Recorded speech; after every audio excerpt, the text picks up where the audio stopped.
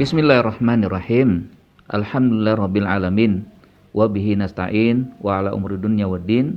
Wassalatu wassalam ala nabiyyil mursalin imamil muttaqin sayyidil ghurril muhajjalin wa ala alihi wa sahbihi ajmain, amma ba'du. Cara bahasa kata iftaro ya, di sini dalam ayat disebutkan bahwa makna iftaro ada 3 makna. Pertama adalah asyirku, kemusyrikan. Yang kedua adalah al-kazib, kedustaan, kebohongan.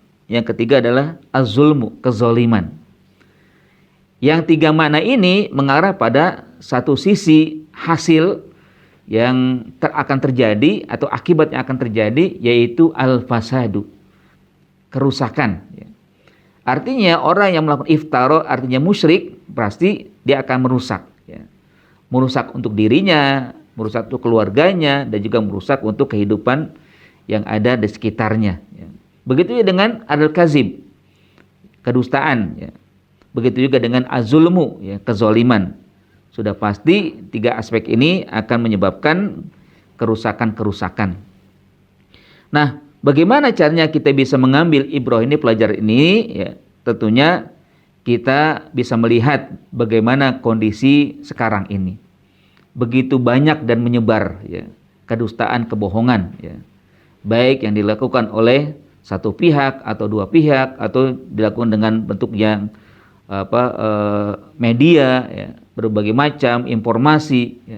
Apalagi sekarang media begitu cepat, begitu menyebar, itu kan.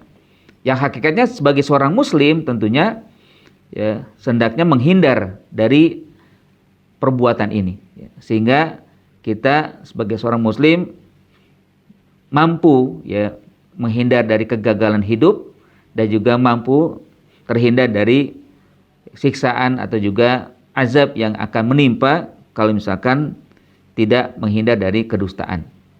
Nah, jamaah sekalian rahmati Allah Subhanahu wa taala.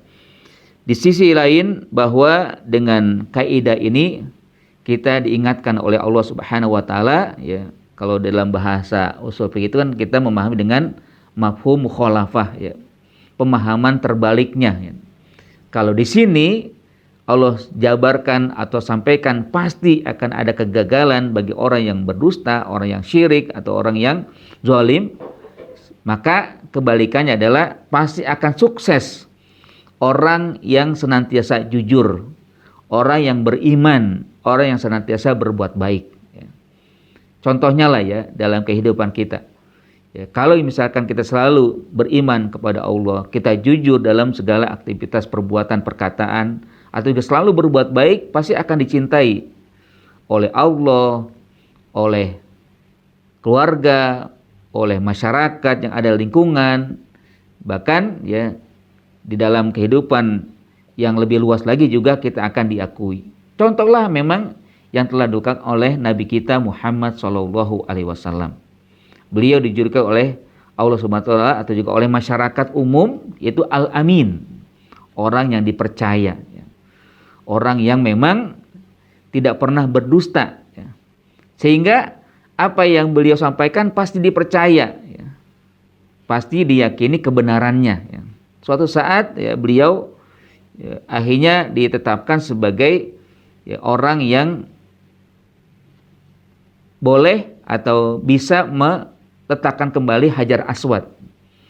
Nah, itu kan kisahnya bahwa saat terjadi perbedaan pendapat siapa yang berhak memindahkan Hajar Aswad karena telah bergeser dari tempatnya.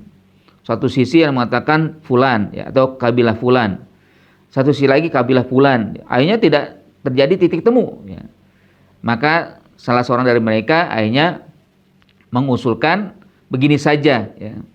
Bagaimana kalau kita lihat besok siapa yang pertama kali masuk Masjidil Haram atau ke masjid ke Ka'bah ini, maka dialah yang berhak untuk meletakkan kembali Hajar Aswad. Nah, ini rupanya Rasulullah SAW, Nabi Muhammad yang waktu itu berusia 35 tahun sebelum diangkat sebagai Nabi. Nah, ketika akhirnya Muhammad waktu itu dijumpai yang pertama kali masuk, dan mereka yang mengatakan apa? Kami percaya karena dialah memang orang yang Al-Amin, yang kami juluki Al-Amin. kami akan menerima kalau dia yang meletakkan Hajar Aswad. Dan akhirnya dilakukan oleh Rasul, walaupun Rasul waktu itu juga tidak serta-merta langsung mengambil batu dan meletakkan, tapi Rasul membentangkan dulu sorbannya, lalu meletakkan di tengahnya, dan masing-masing diajak untuk memegang di samping kiri, samping kanan, dan tengah, ya, membawa bareng-bareng mendekati tempat Hajar Aswad semula. Dan hanya setelah dekat baru Rasul yang meletakkan. Sehingga mereka merasa puas. Ya akhirnya memang kalau dilihat hasilnya pun baik, kan? Kalau misalkan seseorang berbuat yang baik, berbuat jujur, berbuat yang memang sesuai dengan syariat, ya, Allah Subhanahu wa taala. Nah, jamaah sekalian, kembali kepada kalimat ini bahwa memang tidaklah seseorang akan gagal kecuali kalau dia melakukan perbuatan yang tidak sesuai syariat. Apalagi sampai mengatakan kata-kata atau perbuatan iftara, ya. Dan secara makna juga kata iftara selain dari tiga aspek tadi, iftara itu artinya berbuat perbuatan yang dibuat-buat lah, gitu.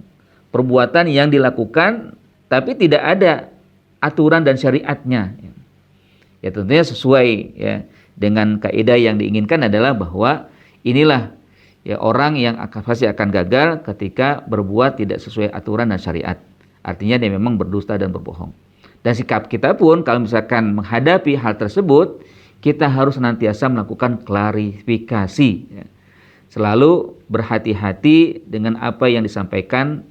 Kalau memang itu kebenaran, kita akan terima. Kalau tidak, atau berupa kedustaan, atau juga mungkin hanya sekedar berita yang tidak akurat, gitu kan, maka nanti akan seseorang itu harus berhati-hati dan melinai dengan sebaik-baiknya.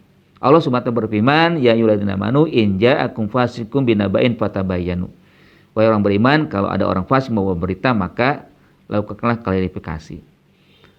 Lalu sekarang, ya, mungkin, ya, kita tentunya sudah banyak, ya, mendengar, menyaksikan, ya, peristiwa yang terjadi di Palestina. Bagaimana mereka orang-orang Israel, ya, bahkan juga antik-antiknya itu menyebarkan isu yang tidak benar. Dan sayangnya, ya, ini sangat saya sayangkan sekali, kan, ada satu atau dua orang, ya, bahkan mungkin banyak, ya, dari teman-teman kita, dari ada yang berlabel ulama, ya, yang dia punya pengikut, yang punya pendukung, yang punya follower lah kalau di dalam media, itu kan, dia juga ikut menyebarkan, kan, katanya bahwa Palestina hanyalah begini, Hamas adalah pengikut Syiah, Hamas tidak perlu dibela, yang dibela adalah Palestina saja, tapi Hamas tidak, dan banyak yang lain, ya. Sekalipun, ya, yang diucapkan itu benar, tapi sesungguhnya juga tidak tepat, gitu kan, untuk disampaikan di tengah masyarakat jamaah yang tidak paham, gitu kan. Istilahnya kan memang di sini ada informasi yang tidak benar, tidak akurat, gitu kan. Seharusnya, ya, sebagai seorang muslim, apalagi, ya, di sana muslim juga yang mendapatkan ujian dan cobaan, ya, diserang oleh pihak Israel itu, yang mereka secara brutal, ya, menyerang bukan hanya orang-orang yang berperang, ya, tapi juga masyarakat yang tidak ikut berperang, ya. Bahkan ada bayi, ada wanita, ada orang-orang lansia yang menjadi korban, ya. Itu tidak mereka bela, begitu kan. Tapi malah menyebarkan isu-isu bahwa kenapa sih ada Hamas, kenapa sih Hamas yang melakukan, ya, perbuatan akhirnya menjadi korban masyarakat sipil. Padahal mereka sedang mempertahankan, ya, tanah air mereka, ya. Palestina ada bumi, Al-Quds adalah tempat di mana diutusnya para nabi menjalankan syariat, risalah, ya. Dan juga Rasulullah SAW, nabi kita yang menjalankan Isra, ya. Nah, semuanya itu adalah hal-hal yang perlu kita coba lakukan tabayun, ya.